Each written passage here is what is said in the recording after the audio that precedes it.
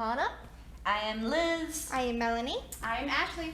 And we are going to talk about what we read this month. So the first one I picked is Obsidian by Jennifer L. Armentrout. I love her. She is one of my favorite authors. Pretty. And this is my favorite series by her. I think I first read it in 2016. And every year, at least twice a year, I think, I re-listen to the audio. The audio is great. I love her. Oh, God, it's so good. And it's basically about aliens. It's a romance with aliens. It's a little different for me. And these are creatures of light, and there's creatures of darkness, and there's government conspiracies, and there's all kinds of things. And there's 5 books in the first series. Really good. And there's 2 spin-off series, so I really recommend her. Oh. Awesome. She is awesome. Yep. I read that back when it came out, and I loved it too. I read her mystery book, Don't Look Back, and that one is so good. I didn't read that. It's so good. I think she's really good at keeping you engaged with the story. Like, as soon as the chapter ends, you're like, I have to know what's happening next. Yeah. Yes, make sure you get all 5 books because she does that. She leaves you hanging. You're like, what? No, no! Oh. I'm going to talk about The Cousins, which just came out like 5 days ago or something like that. And it is the new book by Karen M. McManus. And it's a mystery book. And this is one of like the twistiest, turniest mystery books I've ever read. There were like 10 twists. So like I was reading it and I was like, okay, wait, what? And then like 10 pages I was like, wait, what? And so I did not see it coming at all. And I read a lot of mystery books. So like it's actually kind of rare for it to be something that I can't guess. So very good. Awesome. And one of the books I read this month, it was actually recommended by Melanie, so she's read it too. It's When the Stars Wrote Back, and they're poems by Trista Mateer. And what's interesting, it's poems, prose, and truisms throughout the entire thing. And what's interesting is this book comes with a trigger warning. So this book contains poetry relating to topics that may be sensitive for certain readers. Alcohol and drugs, body image, death, eating disorders, emotional abuse, mental health, sexual assault, and suicide.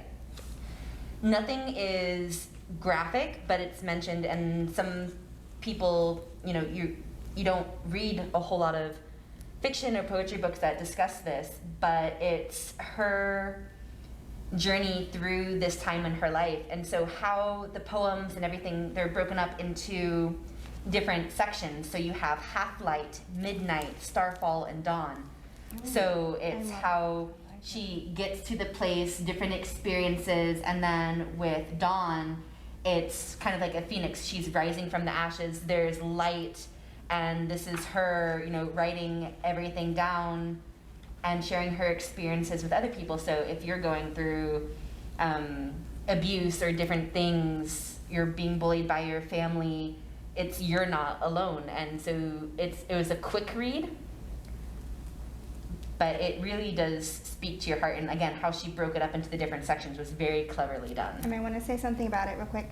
I know a lot of the topics in it are usually the reasons why books are like challenged or banned, and I love how this book is so not afraid to like go into it, because just because you don't want to read about it doesn't mean that it doesn't happen to people and that it's not a fact of life. And it touches on it so beautifully and emotionally.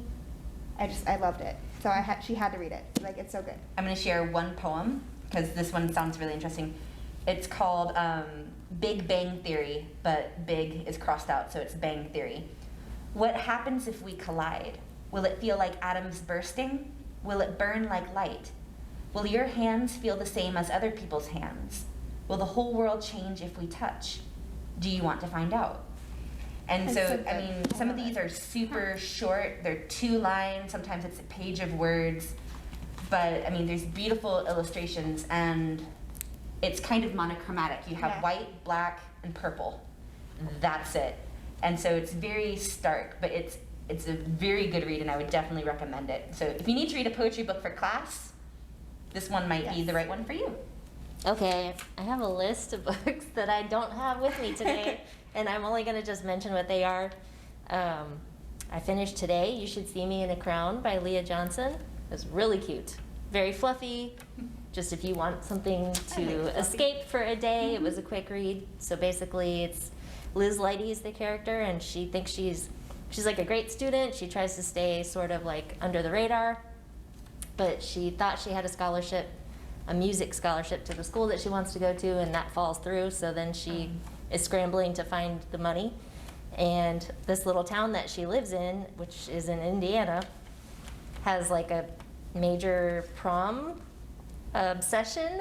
So there's a scholarship actually for her school for the prom king and queen. So she decides she's going to try to go for prom queen, and she has a lot of anxiety, and she's Black in this white town, and she's also exploring her identity as far as she doesn't know, you know, who she is yet, but she figures that out. It all has a happy ending. It's really good. Oh.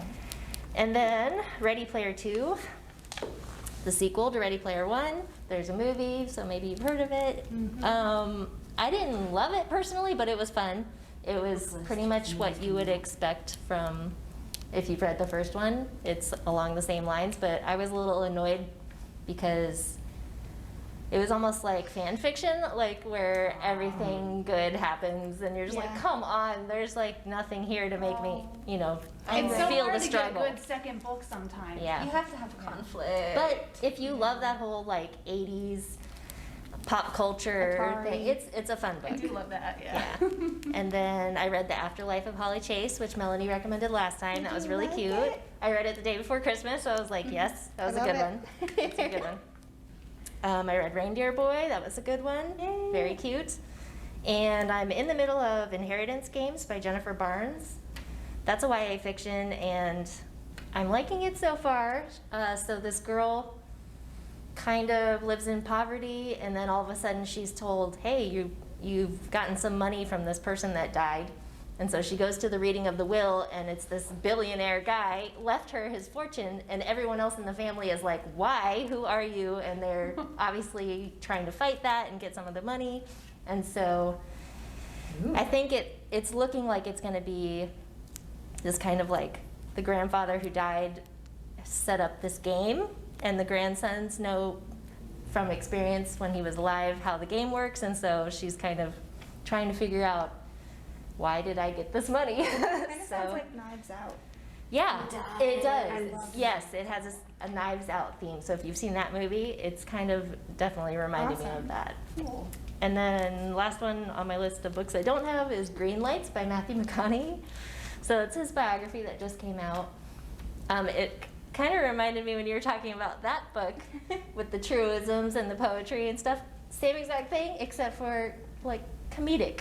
Oh, So, cool. I'm yeah. actually on hold for that book. I want to listen to the audiobook Yes. because I think he records it. Yes, he does. And his He- voice is great. If you like it, like I'm not a huge fan or anything, but I just kind of saw the audiobook was available, so I tried that. And if you like his voice, like Texas It's so interesting. accent, It's so and- different. I never hear voices like that. Yeah, and his family sounds like it was a piece of work, and just you Aren't can. all of ours? He's very charming, and he has his truisms and his poetry that he reads to you, and Awesome. Cool. he seems really smart and funny, and it was entertaining. So I It's liked it. interesting that he narrates his own book, similar to like Neil Gaiman, who reads his. So no, that's really really cool. I 'cause think a that's lot of- closer connection. Yeah, I think a lot of actors like to do that, and they're not always good at it, but his was good. I love Nick Offerman's book with his wife.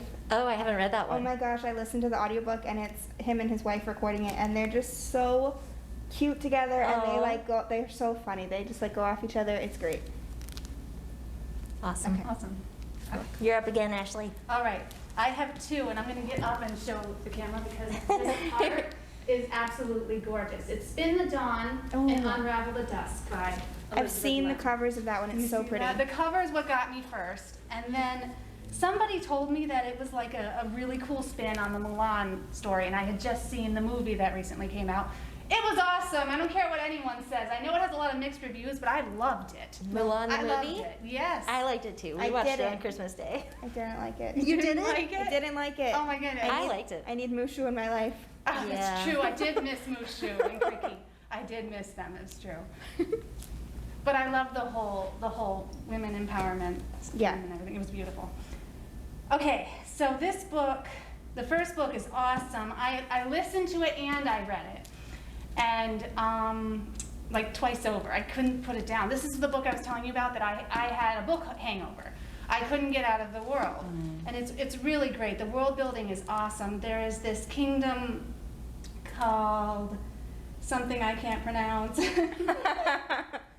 I forgot what the kingdom is called, but basically Maya, she wants to be the royal tailor. She's a seamstress living in a very poor port community, and she wants to go to the big city and be the royal tailor for the emperor. So they have these like tailor games where her father is actually a great tailor. He's like a legendary tailor, but he was injured in the war, just like the Mulan story.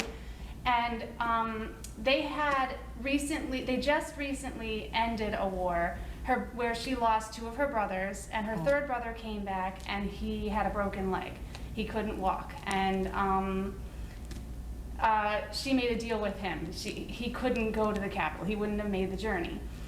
And she cut her hair and she told him, for every day I'm gone, I want you to walk. I want you to take a step.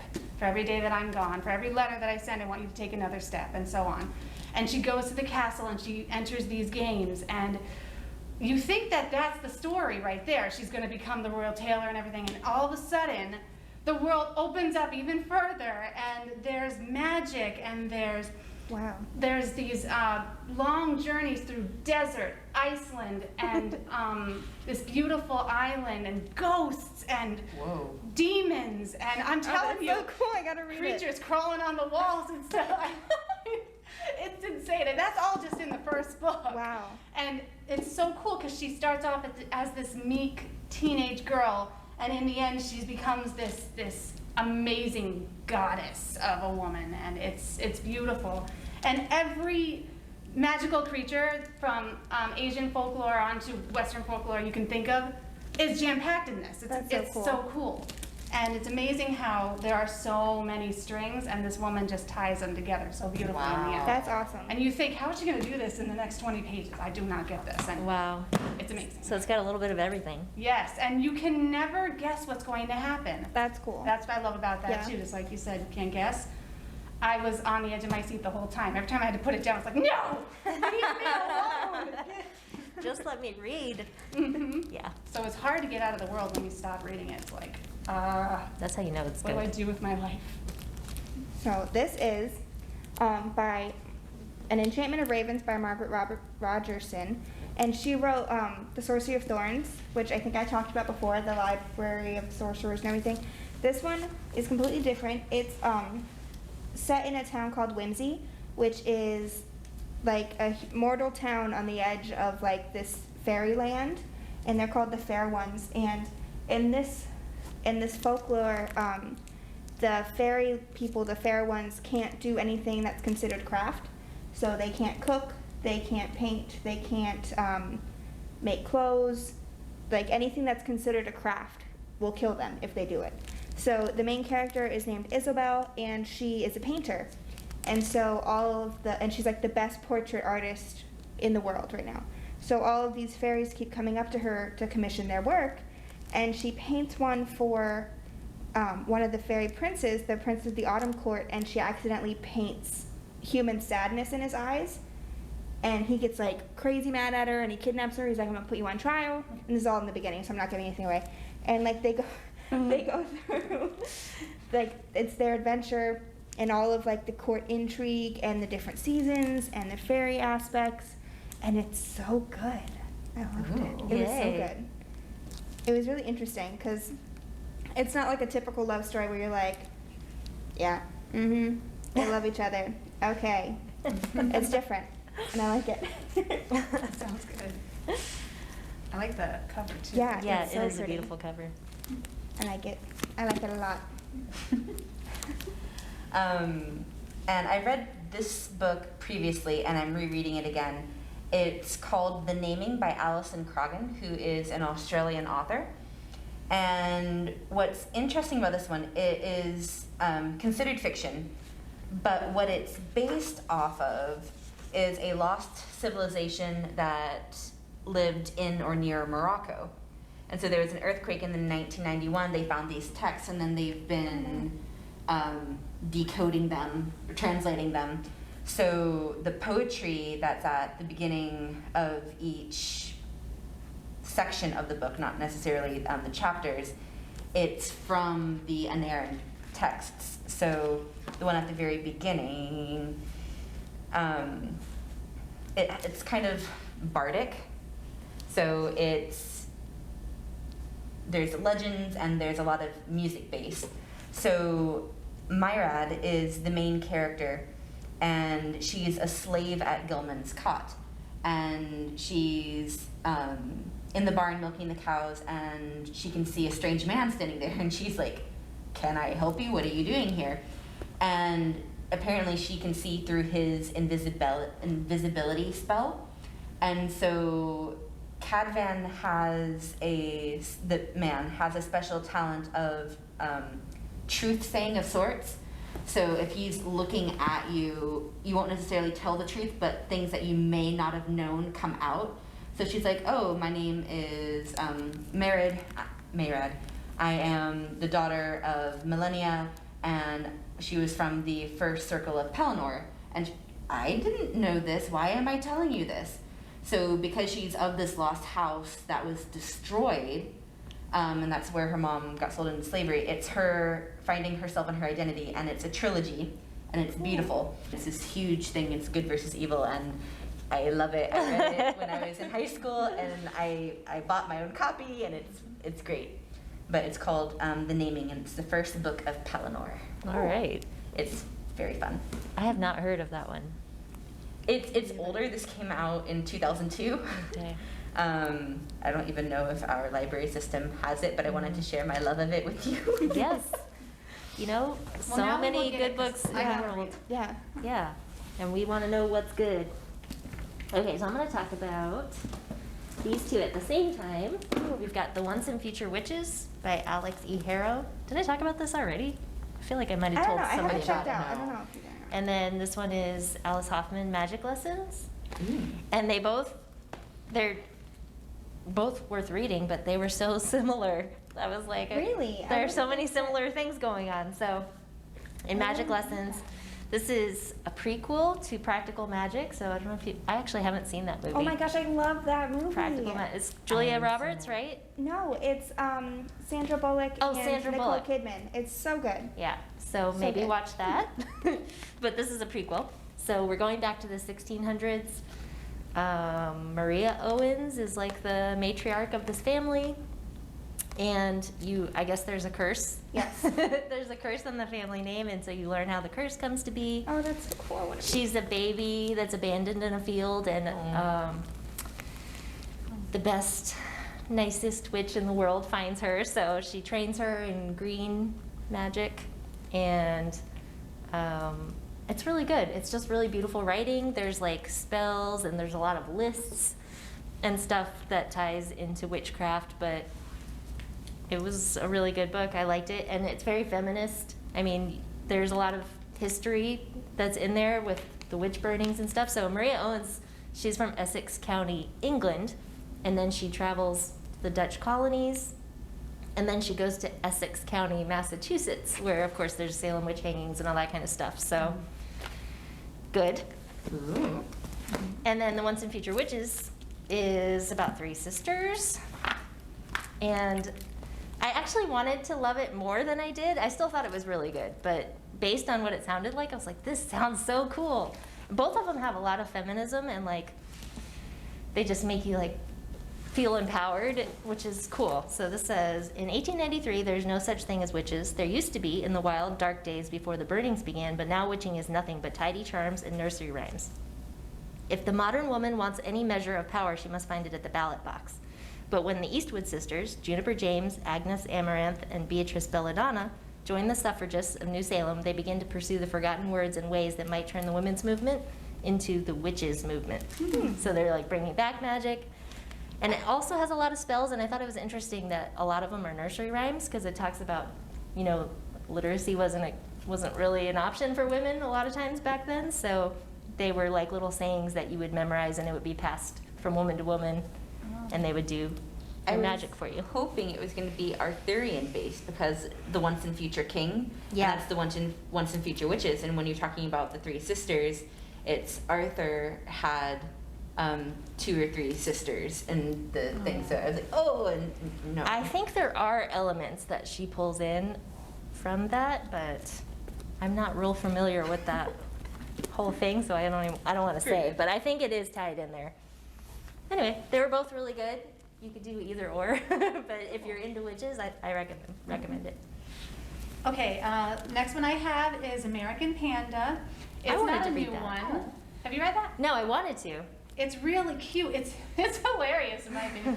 Okay, so a lot of you probably haven't started college yet, but this is a great book for when you are starting college. She goes through all the things you could go through on your first semester, having to deal with roommates and having to deal with the schedule and having to deal with if you have an overbearing mother. This girl is Taiwanese, so her mother is extremely overbearing, and if you listen to her, that's kind of common for girls like her. Her mother wants her to marry this Taiwanese Ivy Leaguer, very boring dude. And she's just like, I don't even know what I want to do with myself, Mom. Please just go let me live my life. And it's a cute little romance. It's a great book for watching a character grow. I love how she grew in this. And finding herself, family ties, and just the sort of fun, not trouble necessarily, but just the fun mischief you can get into when you first go off to college and there isn't no one telling you what to do. So it's really cute. American Panda. Okay, so one of my New Year's resolutions is to read more nonfiction and biographies, and so I thought I'd start easy with a juvenile biography, and it's Hans Christian Andersen, and it's the journey of his life, and it's so adorable. I'm just gonna go to a random page. Oh, that's so cute. It's like a graphic novel, kind of, but it's like all watercolor illustrations, and it's beautiful, and it's him. He's in a coach with this little girl and her mom, and the little girl is like really curious, and she starts asking him questions, and so he tells her his life story, and it's full of magic and beauty, and I love Hans Christian Andersen. And a fun fact, if you've seen Frozen, which everyone should if they haven't, the characters Hans, Kristoff, Anna, Sven are for Hans Christian Andersen because it's based on The Snow Queen, which is the book that he wrote. So that's fun. Fun I fact. didn't know that. Yeah. I have seen that, but I didn't know Yeah. that. Huh. Fun fact. Okay. Awesome. So I've got 2 more. This one is called Tigers, Not Daughters by Samantha Mabry. Ooh, I like that And I cover. picked it up because I saw it says on the back, move over Louisa May Alcott. Samantha Mabry has written her own magical Little Women for our Ooh. times. And I was like, yes, I love Little Women. Yeah. So it's 4 sisters. Their mother has died, so they live with their father, and it's kind of like it's got like dark tones to it. They don't really explain why, like you don't really find out anything really that bad that the father has done, but they're trying to get away from him. And so they're climbing out the window and they get caught. So it's almost like they're prisoners in their house or something, but they're all teenagers. And then a couple months later, they try it again, and the oldest sister dies falling out of the window. Oh. So then the book starts after she's already died, the mom's died, so it's kind of sad. But you meet each of the sisters, which Jessica, Iridian, and Rosa are the sisters that are left, and Anna's the sister who's died. So it's kind of like a Spanish family, and probably Mexican, and they live in San Antonio. And it's got like magical realism aspects in there because it's like a normal book, contemporary, and then all of a sudden they think maybe Anna is haunting them. And You look at me. they decide that Anna is trying to tell them that they still need to get away even though she's not there anymore. And then the whole mystery is sort of resolved at the end. So it was really good. I don't know if I don't think I would have thought of Little Women, but I still liked it. So that's Tigers, Not Daughters. I like how as soon as you mention like ghosts and death, Liz is like, Melanie, Melanie, read it. Okay, so my last book is Instant Karma by Marissa Mayer. Another one of my favorite authors, but unfortunately not one of my favorite by her. Let's see. Well, I'll just tell you what it's about, really. Okay, so this girl is like a chronic overachiever. What was her name? Prudence. I like the name Prudence. But I did not like her throughout the whole thing. I just kind of wanted to say, all right, stop, look around you, listen, but she just wanted to keep going. I think it's because I was kind of looking in the mirror a little bit, especially back in high school, where it's just like, you know, there's no edit button, there's no off switch, I'm just going constantly. And they end up having this karaoke party, and she falls down on a drink that got spilled. She clocks her head. She goes out for a couple of minutes, and she comes back, and she gets the magical power to exact karma on anybody, good or bad. That's so cool. Isn't that cool? It's because she was singing Strange Karma. Instant Karma. She was singing the song right before, and then, wow! So she ends up finding out, you know, Quentin's not so bad, and I think she does grow a little bit. I wanted her to grow through the experience a little bit more, but it's a YA novel, so. Continuing this, I did not like this book. I love Melissa De La Cruz. She writes a lot of like different things, a lot of different nationalities and representation, and she's awesome. But this one I didn't like because, okay, so I really like superheroes, and like, you don't mess with the origin stories. You don't do it. And she did. And so I read like 20 pages of this book, and it made out, instead of being like the old like housekeeper, whatever Alfred is, butler, thank you, I couldn't think of the word. He's like a 30-year-old, he's like Bruce's 30-year-old cousin, or dang it, uncle. I'm gonna start the sentence again. Instead of being like the family butler for years and like old wisdom, he's like a 30-year-old uncle from Hong Kong who adopted Bruce when his parents died. And I was like, no. And then like when they told like how his parents died, it was like at their house, like someone broke into their house. I was like, no, that is not Batman. So is Bruce Asian? Yes. I'm okay with that. Like, I'm okay. In the book, his mom is from like a really wealthy family in Hong Kong, and so she marries into the Wayne family, and she's the reason they have so much money because her family's wealthy. And so Bruce is Asian, like he's a descent from Hong Kong. And like I was okay with that, but I'm not okay with the changing of the origin story. And also they made Jack Napier like young, and he's supposed to be not the same age as Bruce because that's the Joker, and the Joker's like 30 when Bruce is like a kid, and he was like the same age as him, and like the Joker and Catwoman and Bruce all go to the same school, and I'm like, no, I can't do it. I couldn't do it. So if you are into that stuff, I'm sure you'll love it. It's really well written. I love the artwork.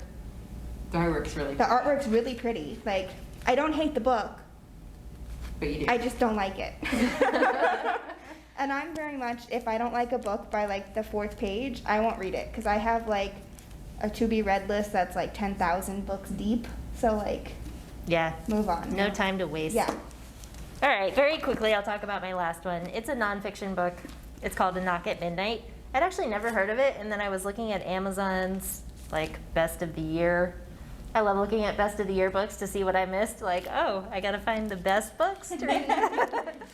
So, like I said, I'd never heard of it, and I was like, what in the world? It has so many good reviews, and so I had to pick it up.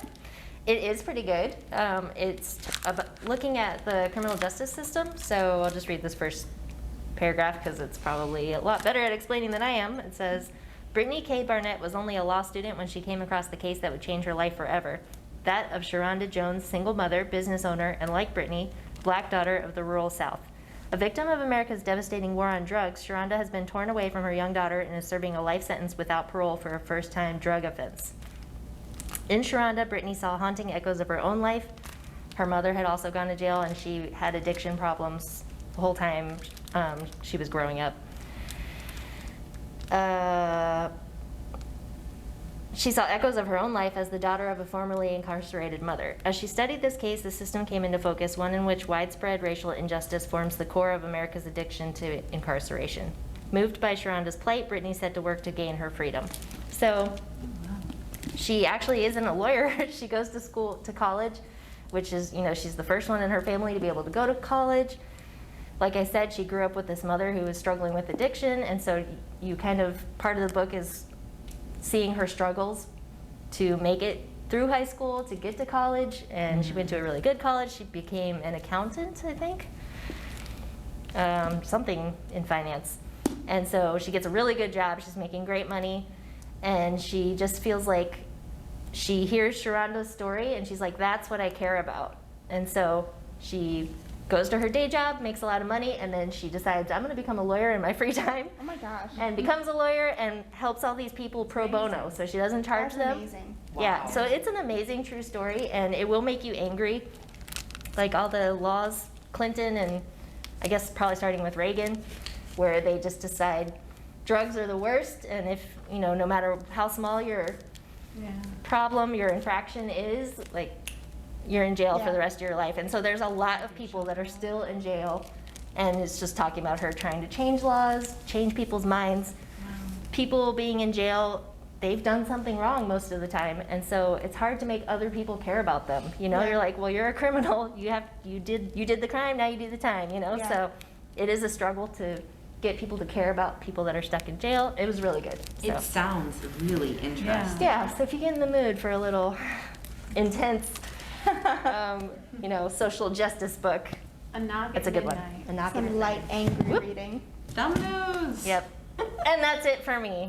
Anyone else have one? I'm good. No. I have them all. Okay, that was a lot of reading for December with holidays and everything, so good job, you guys. So we'll be back again next month. Yes.